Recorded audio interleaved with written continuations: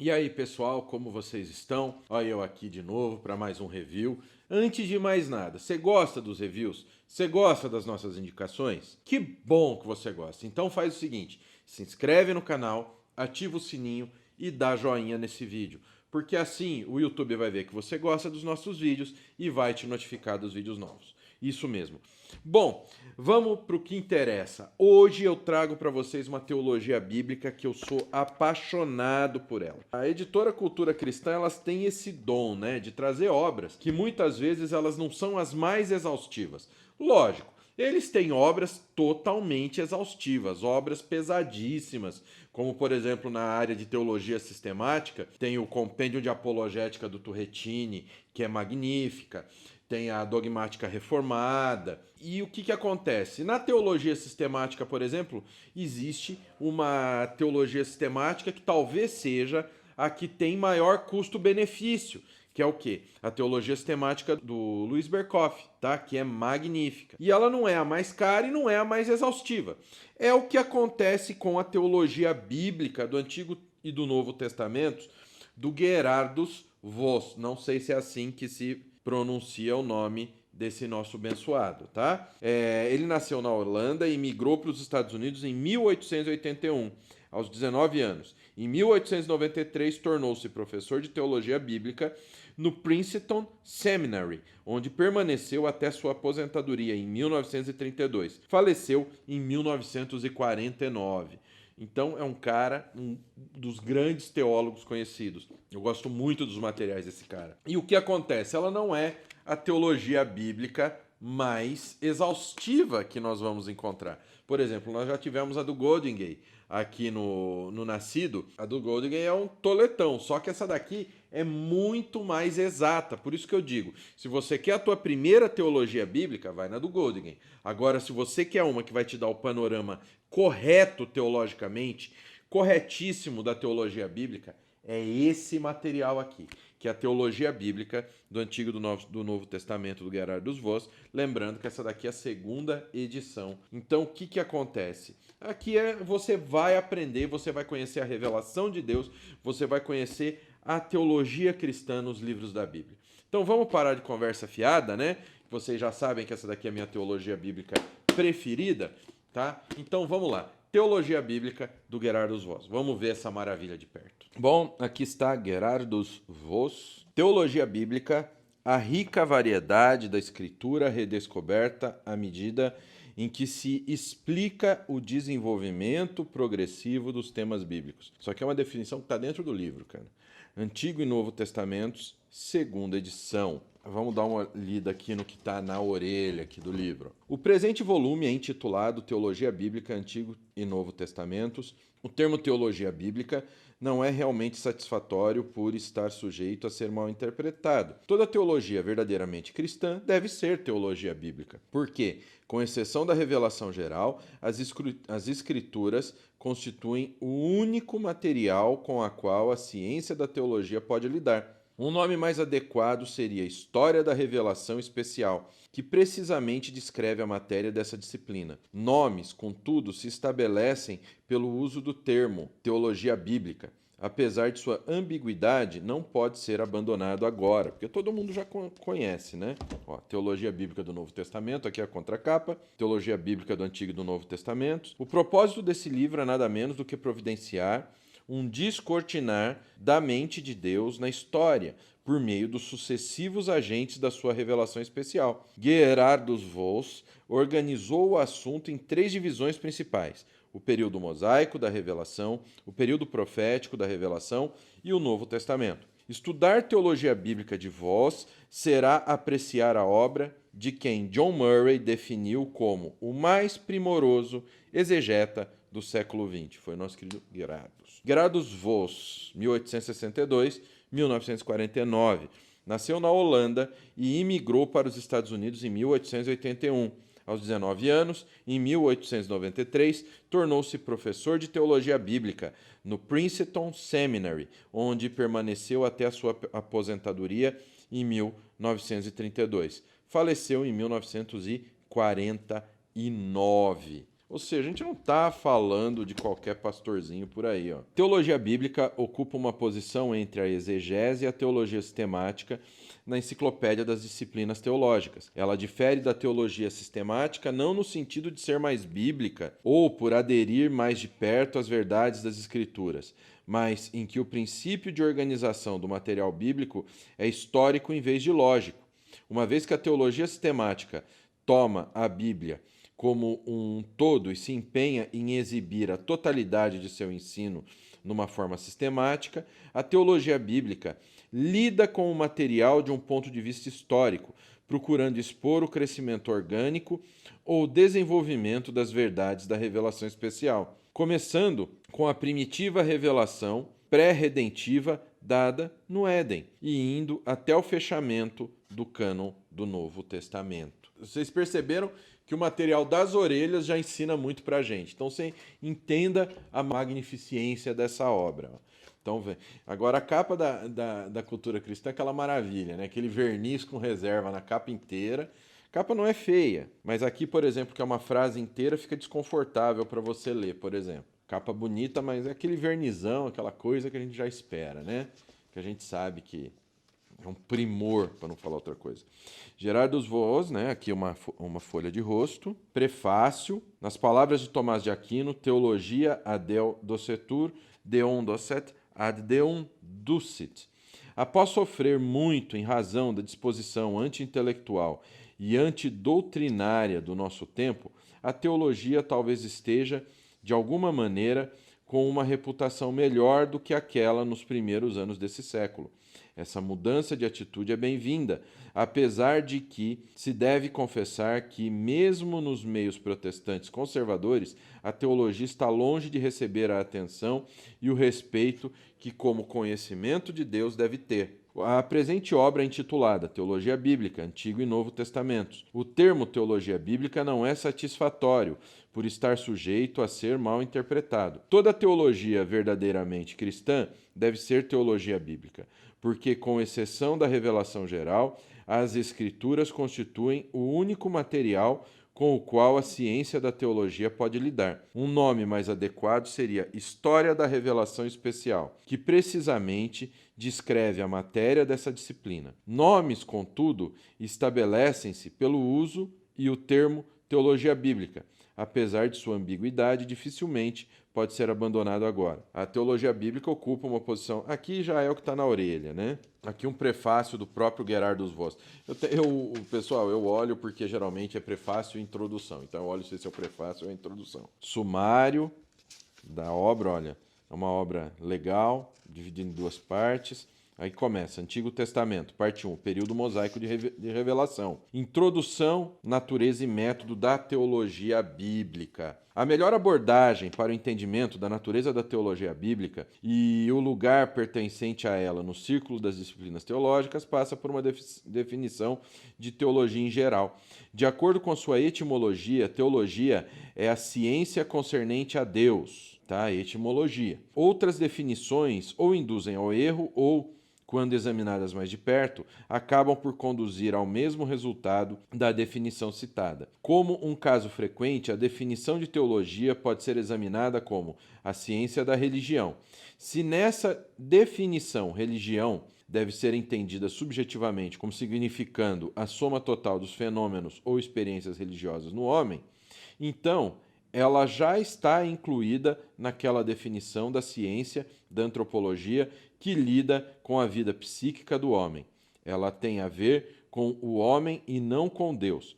Se, entretanto, a religião for entendida objetivamente como a religião que é normal e de obrigação para o homem, porque é prescrita por Deus, então outra questão deve ser levantada. Por que Deus exige precisamente essa religião e não outra? Divisão da teologia em 4 grandes áreas. A progressividade histórica do processo de revelação.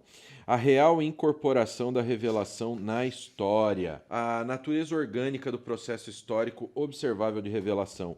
O quarto aspecto da revelação determinante do estudo da teologia bíblica consiste em sua adaptabilidade prática. Várias coisas designadas em sucessão pelo nome de teologia bíblica. princípios orientadores, objeções ao nome teologia bíblica, a relação da teologia bíblica com outras disciplinas, o método da teologia bíblica, usos práticos do estudo da teologia bíblica, mapeamento do campo da revelação. Vocês entenderam por que a importância da revelação? A teologia bíblica, o pessoal fala, é a progressão da teologia através dos livros da Bíblia. Não, é um estudo profundo da revelação especial de Deus, que é a fonte que nós temos da palavra de Deus. Entendeu? Então, vocês veem a importância no que ela é baseada, a revelação. Nosso curso de teologia, ele começa te ensinando o quê? A revelação, e não a antropologia. Você não vai entender o homem, você está ali para entender Deus. Então a gente começa mostrando como Deus se revelou. E a teologia bíblica traz isso para vocês, tá? A verdadeira teologia bíblica. Não aquela maluquice de método crítico que inventaram e deram um nome para o movimento. Aquilo lá é balela. Aquilo lá é liberalismo, é veneno. Agora, a teologia bíblica real, ela estuda a progressão, a organização da revelação geral. Mapeamento do campo da revelação. A divisão da revelação especial redentora, Berit e Diateque. Conteúdo da revelação especial pré-redentora. O princípio da morte simbolizado pela dissolução do corpo. A revelação noaica e o desenvolvimento que conduz a ela. Cainitas e setitas. Olha que legal. E aí vai, ó. Período entre Noé e os grandes patriarcas. Revelação no período patriarcal. Visões críticas. A primeira questão a ser levantada é se os patriarcas Abraão, Isaac e Jacó são personagens históricos. Historiadores que mantêm a teoria evolucionária afirmam que a linhagem de famílias ou nações procedentes de um único homem é considerada como pura ficção no campo da história. Em vista disso, uma pergunta se torna urgente. Como esses dados apareceram? O problema envolve dois elementos, um referente ao surgimento dos incidentes e personagens na narrativa e outro referente à origem dos nomes. A visão comum, a maioria das explicações por parte da escola de interpretação crítica, é a visão de que os incidentes e descrições de personagens surgiram de uma autodescrição e autoidealização do povo de Israel. Mais tarde, durante o período do reinado, os israelitas tinham uma forte consciência de sua distinção em relação aos outros povos. Assim, nessas histórias, eles espelhavam a si mesmos. Então, isso daqui é que o pessoal da interpretação crítica diz. Agora, a historicidade dos patriarcas. Em resposta a essas várias construções, devemos enfatizar, antes de tudo, que a historicidade dos patriarcas não pode nunca ser, para nós, uma matéria de menor importância, sendo a religião do Antigo Testamento uma religião factual. Não há como essas figuras reterem a mesma utilidade por meio das lições que podem ser tiradas de suas histórias, como no caso da história de fato. Isso prejulga a resposta à questão fundamental. Teofanias. Vamos tratar das teofanias. Revelação no período patriarcal, a gente está indo. Vamos dar uma corrida para não ficar muito longo. Revelação no período de Moisés. Essa parte do assunto pode ser dividida mais convenientemente nas seguintes partes: o lugar de Moisés no organismo da revelação do Antigo Testamento, a forma de revelação no período mosaico e o conteúdo da revelação mosaica. Aqui a gente entra na segunda parte, o Antigo Testamento, período profético de revelação. O lugar do profetismo na revelação do Antigo Testamento. Em seguida, ao período mosaico, o profetismo indica um notável movimento progressivo na revelação do Antigo Testamento. A fim de entender o motivo disso, devemos ter em mente como o processo de revelação é articulado. A revelação segue os eventos, mas nem todos os acontecimentos da história de Israel, ainda que aparentemente momentosos, dão vazão ao grande afluxo de nova revelação. Olha que legal. A palavra como instrumento do profetismo, um movimento produto do período do reinado, um fator de continuidade, conceitos de um profeta, nomes e etimologias, termo hebraico nabi, o termo grego profetes, os termos roe e shosen. Aí, a história do profetismo, teorias críticas, a história do profetismo. modo de comunicação da profecia, a fala, milagres. Capítulo 6, o conteúdo da revelação profética, a natureza dos atributos de Yahweh, o laço entre Yahweh e Israel, o ensinamento de Oséias sobre o laço matrimonial, a ruptura do laço, o pecado de Israel, o julgamento e a restauração escatológica profética.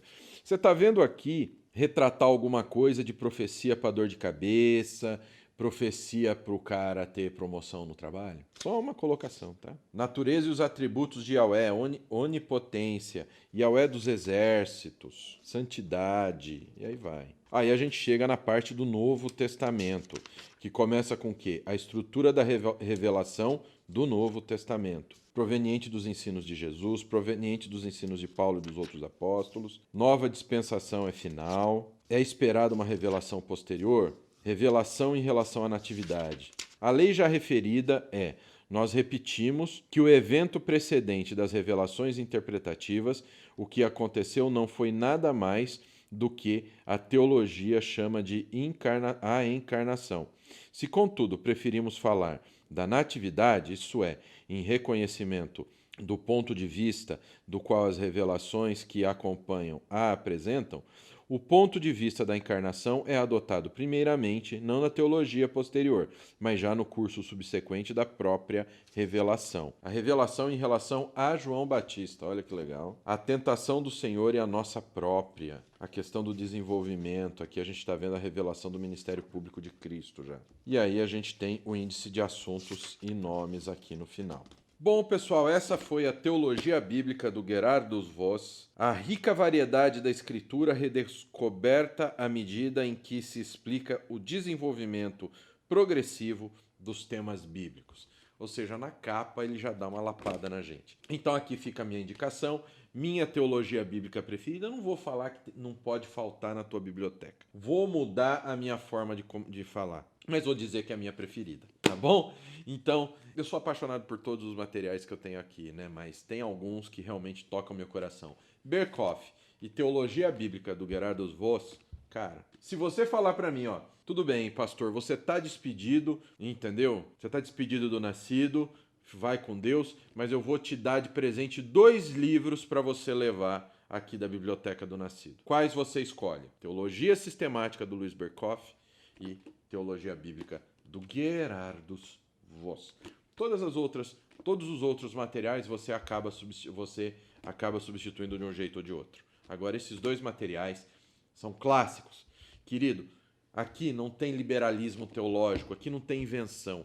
Luiz Berkhof e Gerardus Voss não têm modernidade nociva da Escritura.